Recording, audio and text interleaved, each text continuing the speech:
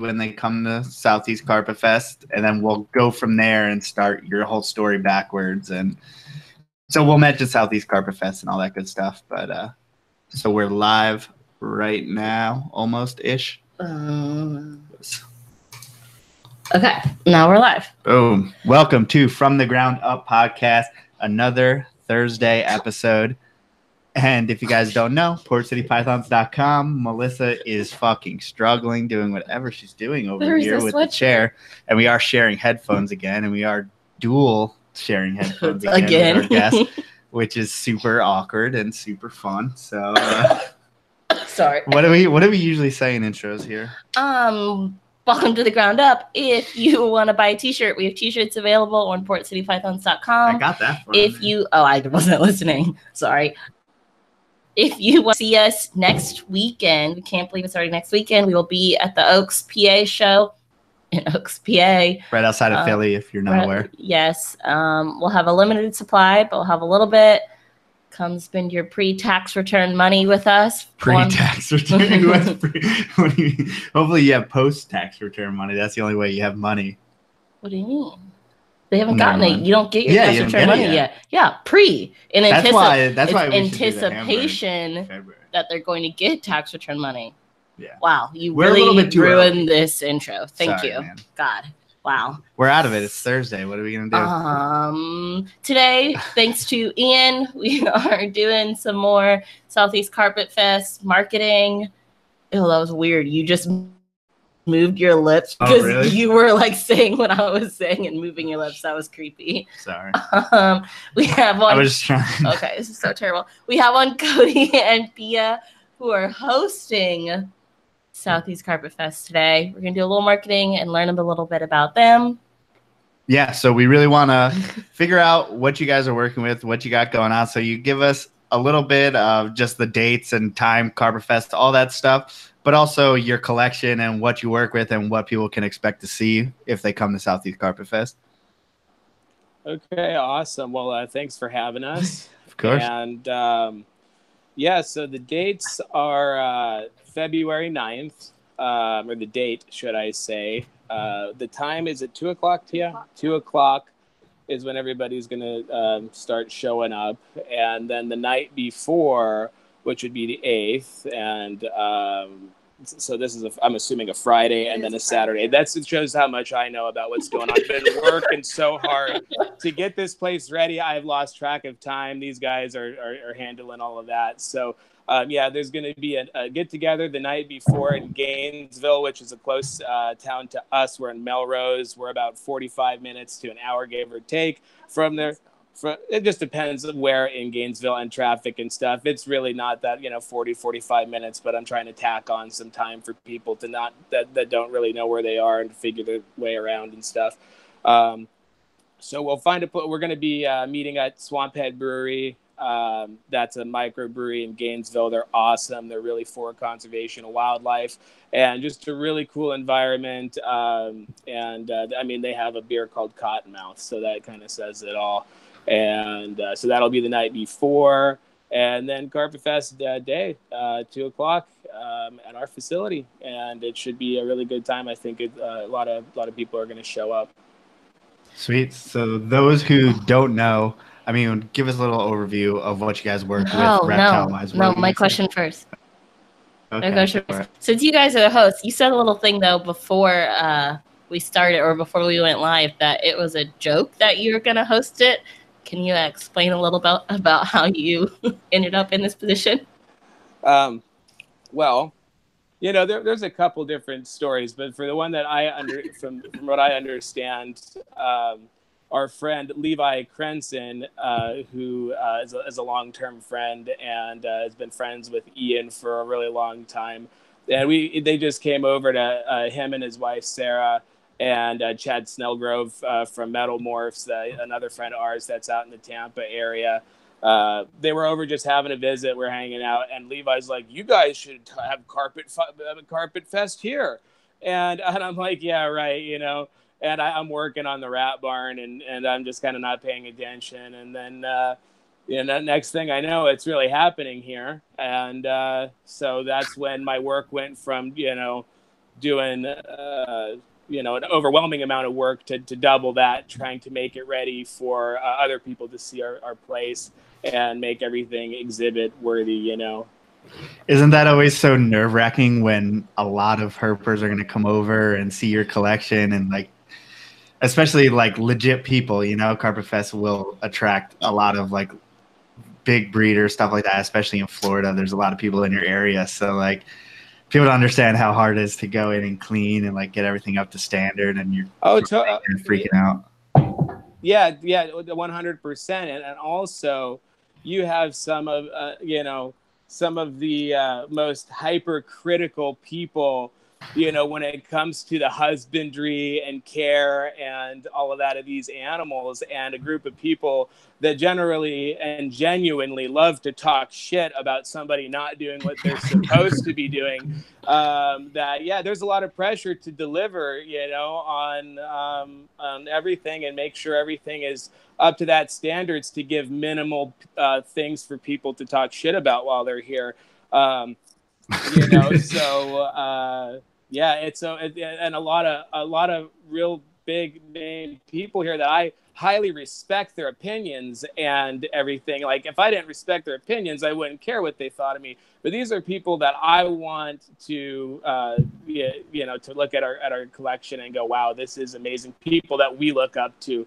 So yeah, it's a tall order. Absolutely. So obviously we see a bunch of what seems like arboreal exoterras behind you. So what's behind you right now? Well, actually, they're Zoom Eds. Oh, sorry. Yeah, we're all yeah. friends.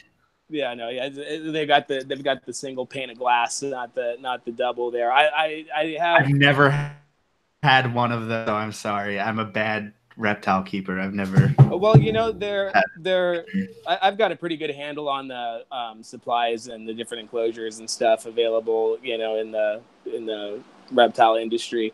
And we use Exoterra, we use Zoom Ed, and we use Zilla, and we love them all for different reasons. Each one brings something different to the table for what we need it for. So sometimes we're using like Zilla lights and Zilla domes with a Zoom Ed tank, or Zoom Ed tank with Zilla stuff, and Exoterra the same way, kind of interchanging them because they are awesome.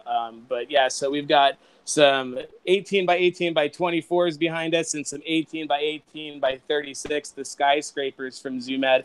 And we have a really nice selection of montane palm pit vipers in this room. Currently, we have 3 different species. They're cloud forest species, so they live up in high elevations and need to be kept much cooler than a lot of other species of reptiles. Right now it's 64 degrees in here, and these animals have feeding responses. So it's kind of fun to keep a snake that the goal is to get them cold, because generally, like, you want to steer away from that because of illness and respiratory and stuff. And, you know, it'll be 60 degrees in here and they'll still want to eat.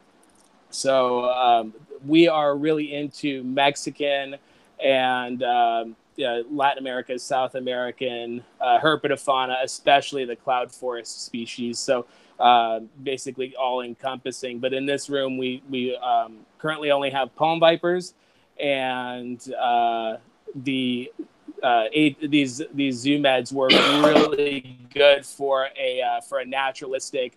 We do all the bioactive vivariums with isopods, springtails, live plants. We have LEDs for plant growth, UV B bulbs 5.0 tropical, and the blue bulbs ranging from 40 watt to 60 watt for those produce UVA, so that helps stimulate natural behaviors of the animal, feeding, breeding, and that kind of stuff. And what's cool about the palm vipers is they stay small, so you can put them in these setups and they don't destroy the plants, and they rest in natural positions, like so much more natural than if you just put like a couple branches in there for perching. It's really cool to see them in a setup like this where they can kind of exercise all their natural behaviors. And would you set up something like, say, a green tree python similar, or are you keeping them differently? We don't keep green tree pythons in these setups. If you could, but you would really have to do it's a lot more. Bioactive setups are simple and they're complicated all at once. And a lot of people will say about bioactive setups like AKA never gets clean, bacteria infection, blah, blah, blah. But if you do the right things, you can maintain a really good ecosystem in there and keep everything in balance. But for like a green tree python, you would need to have a really large one. You know, it wouldn't just be like crammed and, you know, maybe a smaller animal, maybe a yearling or like a 2-year-old, maybe. But you'd have to watch them and you'd have to be experienced with keeping them like kind of simple and like, you know, just like a 24 cube kind of setup for, you know, an adult. And of course the size of the enclosure will vary, but like with PVC pipe perching for easy sterilizing and that kind of stuff, just to get your hands with it and then play with like the bioactive setups without an animal in there and figure out how to do that first. And then, so it can be a challenge and it can be incredibly rewarding if you can pull it off. But there can be problems with that. So like, you definitely have to do your research. There's an amazing book by John Courtney Smith. The bioactivity, the theory of wild recreation. And it's, I read it, you know, from front to back, and it explains in detail a lot of the stuff that you've noticed, but you've never really paid attention to, like UV and like how it bounces off of things from rocks and plants and stuff in the environment and how it actually works. And so you really need to understand a lot of that stuff before you just go start playing with lights and throwing animals and stuff in there. Sometimes simple is better. And there's a lot of good information on chondro keeping, like on the Morelia viridis forums online, and then the Morelia viridis Facebook page, and all the other chondro pages usually have something that's for people to just kind of bullet points on how to keep these things. But I would say the vivarium setup for like a green tree python would be complicated, and for somebody that's experienced in that thing to do it. Yeah, for sure. So are you guys...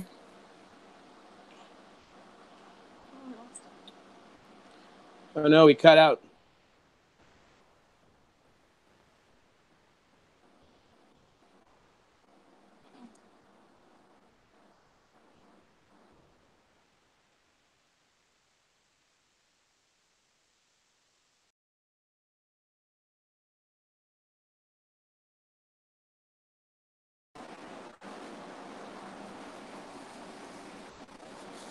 I'll fix myself. Oh, if I look fat with my gut hanging out. Oh, did I do something? Did I kick it? I hope this is still live. Me saying all this stuff.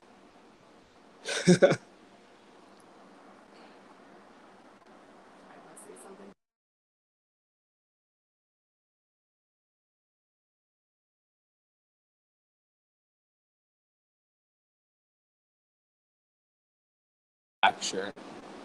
To look less fat. Do I look fat? I look all right.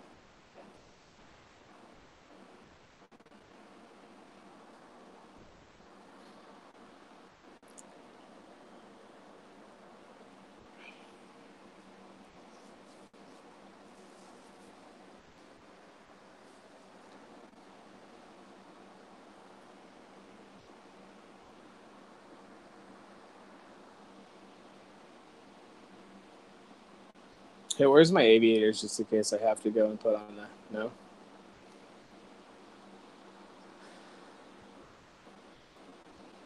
Do you have a beer? Are they... No, we're still live. Oh, are we still live? Awesome. We just can't hear anybody. What? Did I... He said, stop asking if you look fat. I'm self-conscious. I just want to make sure I look good for everybody on YouTube land.